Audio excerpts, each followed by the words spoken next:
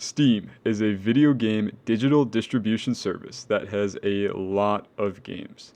Steam classifies a perfect game as a game that you have completed all of the available achievements for. For me, that's these 10 games. And today, I'm going to briefly rank each of them on this wonderful scale.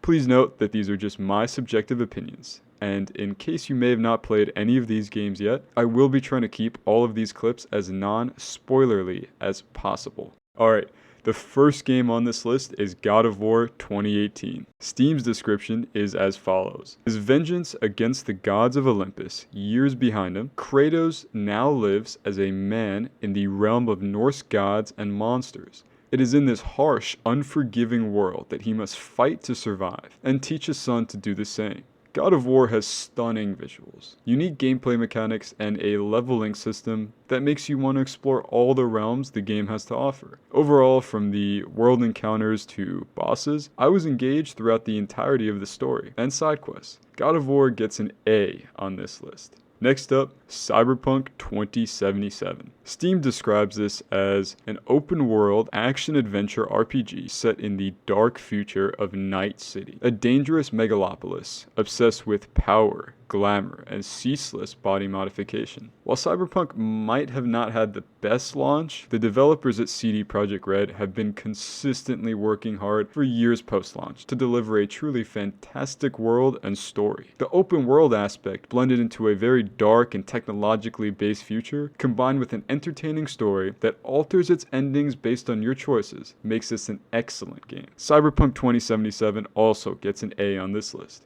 Next game, Bloons TD Battles. An easy way to describe Bloons is by first imagining a chessboard, then by removing all the chess pieces except for the rook chess pieces, the ones that look like a tower. And now, visualize balloons following an identical path on each side of the chessboard. Now imagine your rook chess pieces popping these balloons before they get to one side. That's Bloons, sort of. And even though at times I wish there was more to do, since I grew up playing it, I'm gonna have to give it a B. Next game, Subnautica. In this game, you descend into the depths of an alien underwater world filled with wonder and peril, craft equipment, pilot submarines, and outsmart wildlife to explore lush coral reefs, volcanoes, cave systems, and more, all while trying to survive. Subnautica is pretty awesome.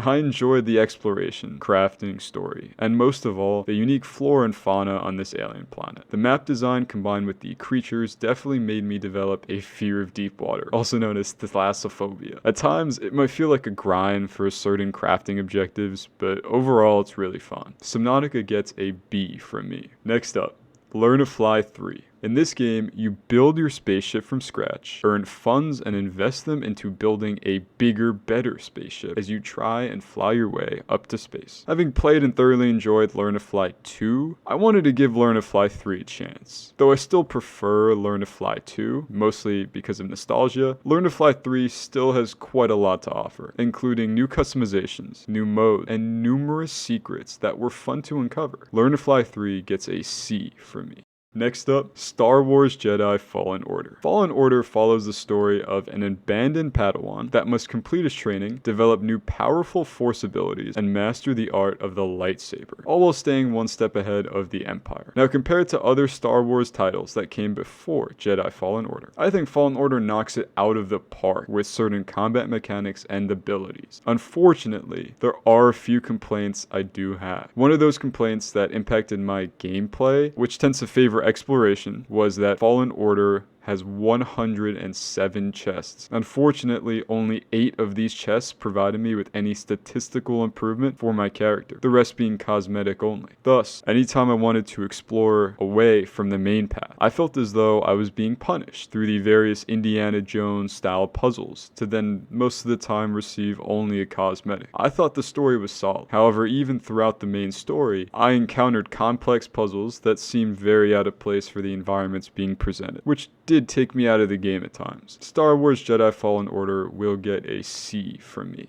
Next, we have Marvel's Guardians of the Galaxy. Steam describes this as a wild ride across the cosmos with a fresh take on Marvel's Guardians of the Galaxy, in which you are Star-Lord, leading the unpredictable Guardians from one explosion of chaos to the next. You got this. Probably. Honestly, I didn't know what to expect when I first got this game, but I was pleasantly surprised. The storyline is interesting, the music choices are absolutely top-notch, and the Guardians, by the end of the story, truly feel like a team, showing true growth through various character arcs. The only complaint I can think of is that though there are various enemies in the game, I wish there were more to fight, as certain enemy types seemed repetitive near the end. Overall, it felt like I was playing a form of Destiny 2 with team member abilities that you can control, and at times it even felt like I was in an actual Guardians of the Galaxy movie. Marvel's Guardians of the Galaxy gets a B from me. Next, we have the Elder Scrolls V Skyrim Special Edition. Skyrim is a fantastic and seemingly timeless game. I played it growing up, and I still play it today, when I'm now grown up. According to Screen Rant, Skyrim has nearly 700 unique areas, boasting hundreds of hours of playtime. From the character customization to inventory system, to the skill trees, combat, and magic, Skyrim was truly ahead of its time, originally being released all the way back in 2011. To put that in perspective, the very first episode of Game of Thrones, the show with dragons and cool stuff, aired in 2011 as well. Skyrim not only delivers with its storytelling, gameplay mechanics, and map exploration, it also makes you want to start a new playthrough with a new character each day and make different choices to see what happens. Overall, being an infinitely replayable title, Skyrim gets an S from me. Next, Kindergarten. Steam's description is as follows. Kindergarten is an abstract puzzle adventure game. You play as a student in a school that's a bit off. The teacher is trying to get rid of her kids. The janitor is frequently seen cleaning up blood. The cafeteria is serving the same slop over and over again. Kids are walking around with strange devices planted on them after visiting the principal. And one of your fellow classmates has gone missing. It is up to you to figure out what's going on because your life might depend on it. This was a surprisingly violent and mystery-based game that I actually had a ton of fun figuring out all the various clues leading up to the grand finale ending. The characters you can interact with all have their own unique stories and backgrounds, and this certainly captivated me throughout my playthrough. Overall, Kindergarten gets a B from me. And finally, Helldivers 2. In this title, you are the galaxy's last line of offense. I found this concept of Super Earth, a seemingly endless military budget, and the extensive planet and enemy front lines you can choose to fight on to be a truly fantastic experience. There's just something so awesome about playing among hundreds of thousands of players to fight a common goal and keep the galaxy safe with each passing day. There is an abundance of weapons and upgrades players can choose from, and one thing I particularly love is that for unlocking specific items, players can earn in-game currency actually in-game, instead of just from their credit cards. Overall, Helldivers 2 receives an S from me. That's all for today. I hope you all enjoyed. SwaggerMan out.